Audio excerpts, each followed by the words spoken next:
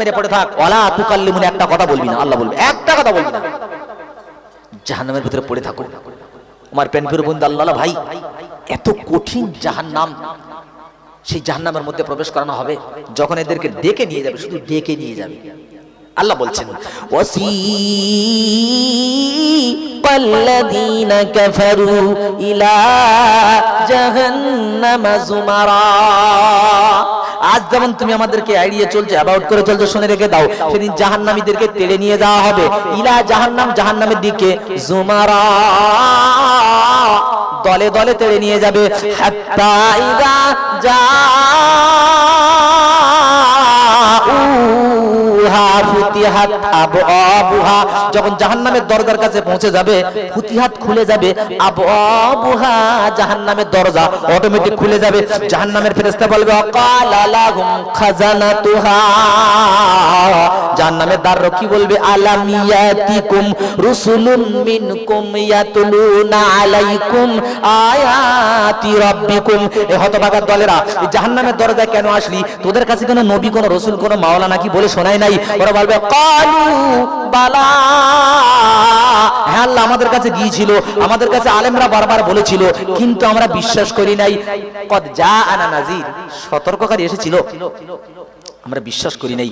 ফেরেশতা বলবে হতভাগারে, এই জাহান্নামের ভেতরে যে কি আছে, যেতে তো হবে, এখানে সত্য বলে লাভ হবে না, কারণ সুপ্রিম কোর্টের রায় হয়ে গেছে, নাটা মল্লিক ফাঁসি দেবে, তো আল্লাহর রায় হয়ে গেছে, তো জাহান্নামে যেতে হবে, শুধু একবার ঢোক। আল্লাহ বলছে শোনো, লাতি তাত্তালিউ আলাল আফইদা, একটা সেকেন্ডের মধ্যে আগুন কলজের ঘরের মধ্যে পৌঁছে যাবে, পুড়ে পুরো ভুনা, কিন্তু মৃত্যু হবে না।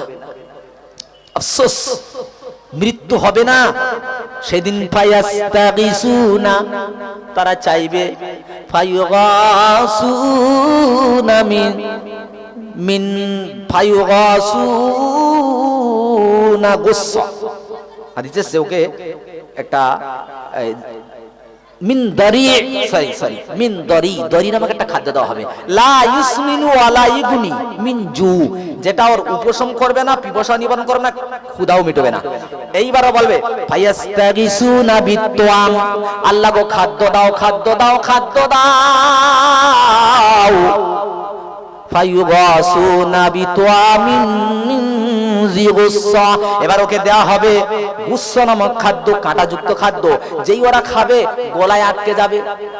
আহা, লা ইয়ারতাকিউ ইলাল ফাম, ফলটা মুখের দিকে আসবে না, ওয়ালা তাদখুলুল বাতন, আর ফলটা পেটের ভেতরে যাবে না। ওরা তখন বলবে আরে পৃথিবীতে ফায়াযকুরুনা আন্নাহুম কানু ইউজিজুনাল গুসাসা ফিদ দুনিয়া বিশরাব, ওরা তখন বলবে পৃথিবীর বুকে আমাদের গলায় আটকে কিছু গেলে কি চাইতাম, পানি পানি, বলে আল্লাহ পানি দাও।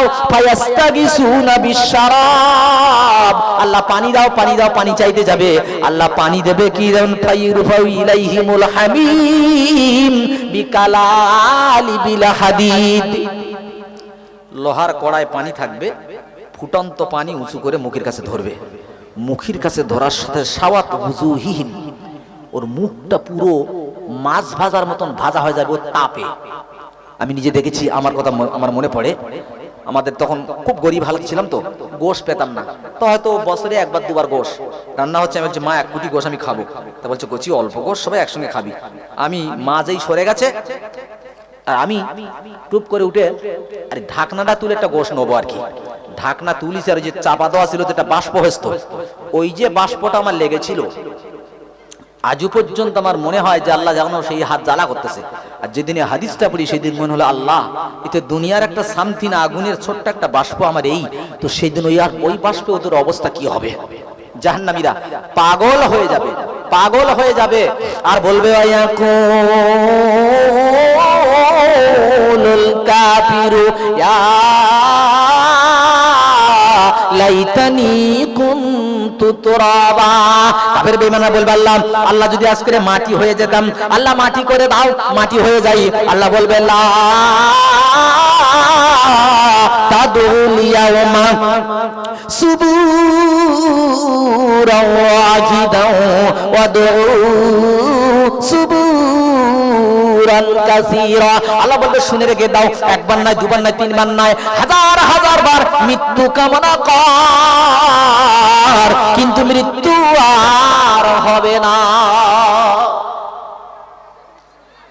চলতে বেড়িয়ার মানুষ, ও যুবক, ও বাপজি, আমার সোনামণি মা বোনেরা, খোদার কসম বারহাক এই পরিস্থিতি কিয়ামতের মাঠে হবে হবে হবে, যাররা পরিমাণ সন্দেহ নাই। এই জন্য কখনো একথা বলো না, কখনো একথা বলো না। It is not right to say that I will do this work tomorrow. একথা কখনো বলো না যে কাজটা আগামীকাল করব, নামাজটা আগামীকাল পড়বো, জলসা আগামীকাল শুনবো। এই কথাটা কখনো কোনোদিন কোনো সময় বলার চেষ্টা করো না, এখনই করব এই পরিস্থিতি নাও। আমার প্যানপ্রিয় বন্ধু আল্লাহ ভাই, এ তো কিয়ামতের একটা সিস্টেম গেল। তাহলে এবার আল্লাহর কাছে জিজ্ঞাসা করে নেই, আল্লাহ ওই জাহান্নাম থেকে বাঁচতে গেলে কেমন ঈমান করতে হবে, ঈমানটা সম্পর্কে একটুখানি বলো। এইবার শোনো, ঈমান কি রকম করতে হবে তোমরা এর আগে শুনেছি কিনা আমি বলতে পারবো না, যদি কেউ শুনে থাকো আমার কাছে হাত তুলবে। নাম তার নাম হযরত খুবাইব, নাম শুনেছেন তো? খুবাইব রাদিয়াল্লাহু তাআলা নাম। ওনাকে কাফেররা ধরেছেন, মেরে দেবে, ঘটনা লম্বা, আমি ইম্পর্টেন্টটা তুলে ধরলাম। খুবাইব কে ধরে আনা হলো, 3 দিন ঘরের মধ্যে রেখেছে। কাফেরদের একটা মেয়ের নাম আসমা, সে গিয়ে দেখে ঘরের মধ্যে আঙ্গুর ফল, চতুর্দিকে তালা মারা, আঙ্গুর এলো কোত্থেকে? বলছে ভাই এ তো আঙ্গুরের সিজন না, আঙ্গুর পেলে কোথায় তুমি? বলছে আমি বলবো না। পিড়াপিড়ি করা পরে বলছে দেখো, যে আল্লাহর জন্য জীবন দিতে এসেছি ওই আল্লাহ তার জান্নাত থেকে আঙ্গুর আমার জন্য পাঠিয়েছে। ধরে বলেন আচ্ছা। 4 দিনের মাথায় কাফেররা বলল চল এবার খুবাইবকে মেরে দেব। হযরত খুবাইবকে নিয়ে যাওয়া হচ্ছে, হাজার হাজার মানুষ পিছনে রয়েছে, হাজার হাজার মানুষ পিছনে। ওর ভেতরে একটা ব্যক্তি নাম তার সাইদ, নাম তার আবু সাইদ, ওর ভিতরে আছে। তখন তিনি কাফের। বলছে শেষ প্রান্তরে পৌঁছে গেল। কাফেররা বলছে খুবাইব তোমার কোনো শেষ ইচ্ছা থাকে তো বলো, পূরণ করে দেব। খুবাইব বলছে আর কাউ রাকাতাইন, আমার 2 রাকাত নামাজ পড়তে দাও। এজন্য চালতে বেড়ে মানুষকে বলে গেলাম, যদি এরকম পরিস্থিতি কোনোদিন তৈরি হয়ে যায় তো বাপ নয়, মা নয়, ভাই নয়, ছেলে নয়, কিচ্ছু চেও না, ওই দিন শুধু বলো আমাকে 2 রাকাত নামাজ পড়তে দাও। খুবাইবের সুন্নতটা পালন করে নিও। আমার প্রাণপ্রিয় বন্ধু আল্লাহ ভাই 2 রাকাত নামাজ পড়ে তাড়াতাড়ি সালাম ফিরে বলছে, ওরে বেঈমানের দল, নামাজে এত মজা পাচ্ছিলাম, নামাজ ছাড়তে ইচ্ছে হচ্ছিল না, এজন্য নামাজটা ছেড়ে দিলাম। যে শুধু তোরা হয়তো বলবি মুসলমান মৃত্যুর ভয়তে নামাজ লং করেছে, এজন্য নামাজটা তাড়াতাড়ি করে ছেড়ে দিলাম।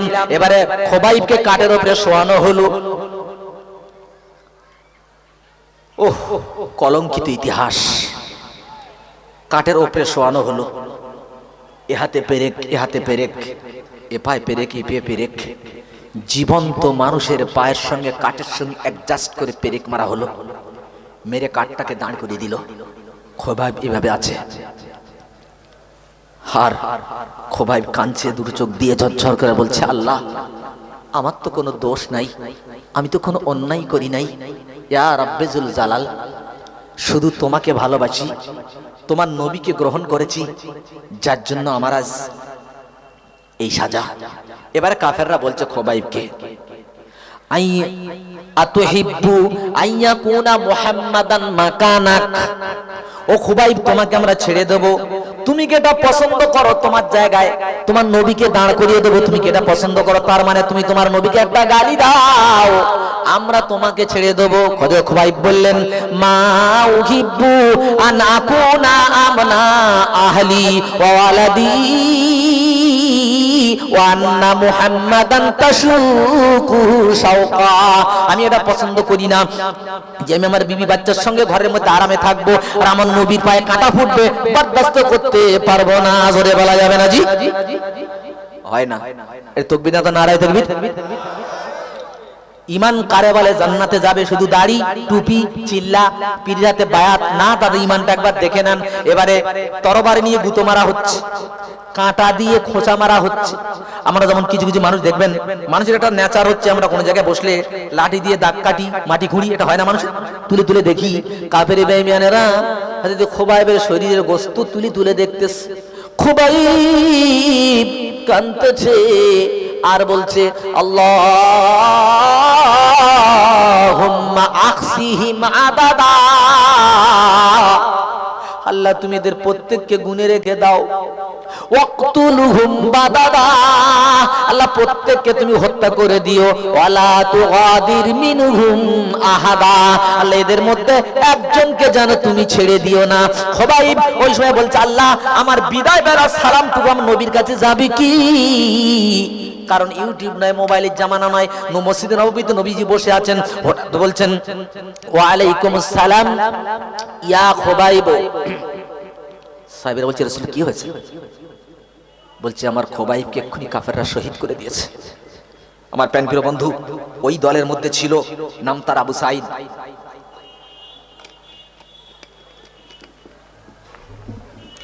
আবু সাঈদ ঘটনাটা দেখেছে, ও তখন কাফের। দেখার পর রাস্তা দিয়ে হাঁটে, সাঈদের ঘর ওই খুবাইবকে দেখে, হাঁটে হাঁটে খুবাইবকে দেখে। এখন এই করতে করতে উনি তখন একটা কথা উত্তোলন করেছেন, কি আল ঈমানু জিহাদু আকিদাতিন ফি সাবিলিল্লাহ, ঈমান হচ্ছে আল্লাহর জন্য জিহাদের উপরে টিকে থাকার নাম হচ্ছে ঈমান। এই বলে মুসলমান হয়ে গেছে। ওমরে ফারুক হিমসের গভর্নর করে পাঠাচ্ছেন চালতাবেড়িয়ার মানুষ, কোনো দিকে ধ্যান দিও না, কথাটা শুনে রেখে দাও, হতে পারে জীবনের আখিরি জলসা। পৃথিবীর বর্তমান সিচুয়েশনটা লক্ষ্য করে দেখেন, হতে পারে পৃথিবীর এটা আপনার আমার জীবনের আখিরি জলসা হতে পারে। প্রাণপ্রিয় বন্ধু উনি বললেন ঈমান হলো আল্লাহর জন্য জিহাদের উপরে টিকে থাকার নাম ঈমান।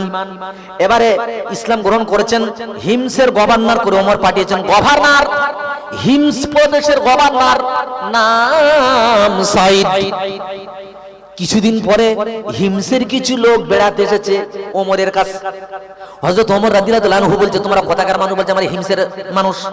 বলে তোমাদের এলাকার একটা গরিব মানুষের লিস্টি দাও। দাদা গো, বলতে গেলে বুকে ব্যথা লাগে, কেন জানেন? ঈমান থাকলে ব্যথা লাগবে, নইলে লাগবে না।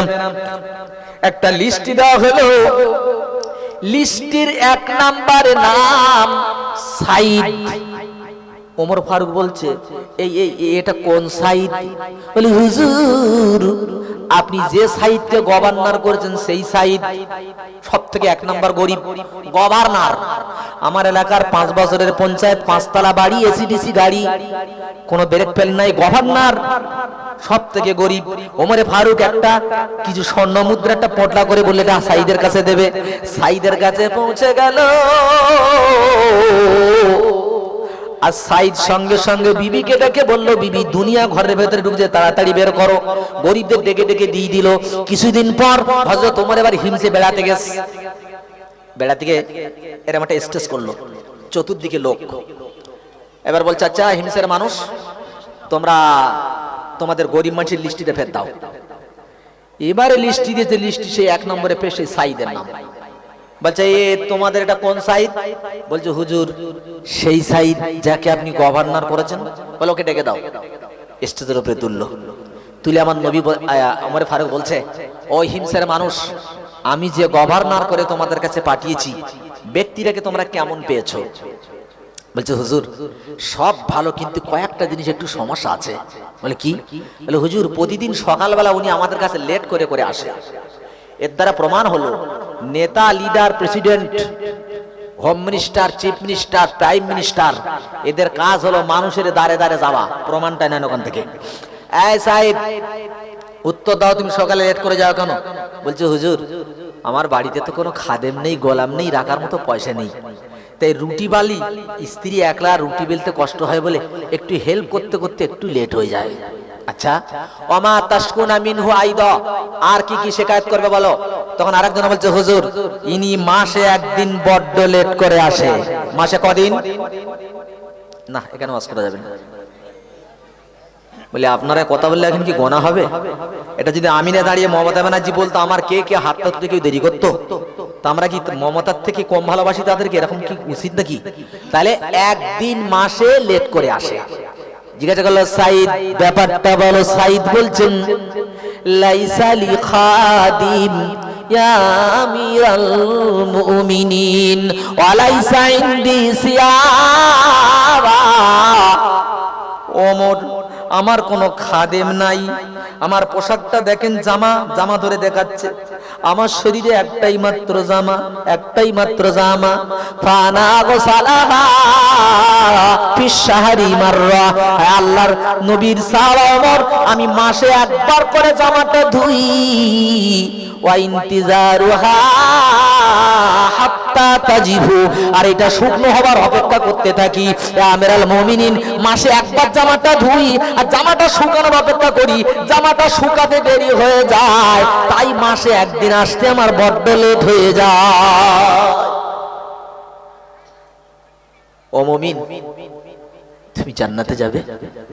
আল্লাহ বলছে রাদিয়াল্লাহু আনহুম, আমি আল্লাহ ওদের প্রতি রাজি হয়ে গেছি। আল্লাহ আগে রাজি হয়েছে, ওরাদু আনহু, তারা তারপর রাজি।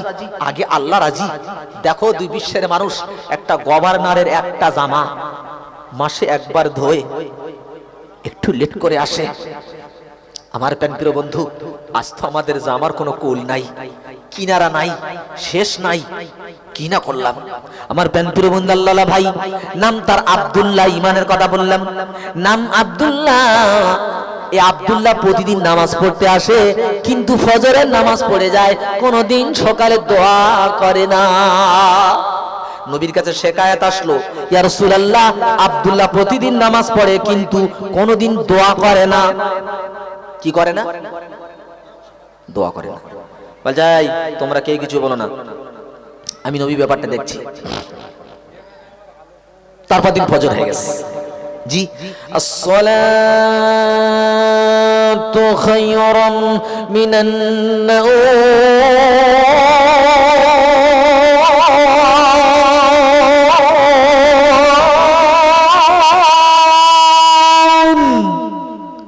ঘুম ভেঙে গেল, নামাজ পড়তে আসলো, নামাজ হয়ে গেছে, নবী ঘুরে বসে থাকে, আব্দুল্লাহ ছুটে যাচ্ছে, বাড়ি চলে যাচ্ছে।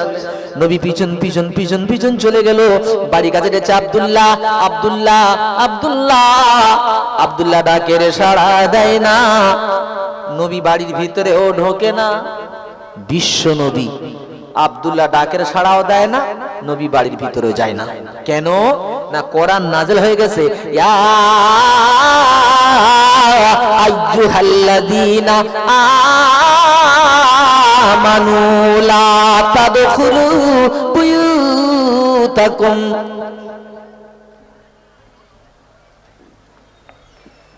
এই ইমানদারেরা, তোমরা কারুর বাড়ির মধ্যে প্রবেশ করো না সালাম ছাড়া। নবী ঢুকছেন না। একটা কালো জামা ভাই, উঠে যাচ্ছ কেন সোনা? এই মাহফিল থেকে যদি কেউ পিছপা হয়ে চলে যায়, আমি এতটুকু বলতে পারি, ওর সামনে যদি ওর বাপের কেউ কুরুলতে কোবায়, তো বলবে মানির মান বেসতেছে, ও বাঁশ পর বাপের কোবাবে। কারণ আমি এখানে কারোর আম গাছের ছাল জাম গায়ে দিতে আসিনি। যতটুকু বলছি, আল্লাহ যতটুকু জ্ঞান গর্বে তাফসীর কোরআন থেকে হাদিস থেকে পেয়েছি, ততটুকু বলছি। এবার দেখেন, যখন কোন জায়গায় ছেড়ে দিলাম, ডাকে সাড়া দেয় না।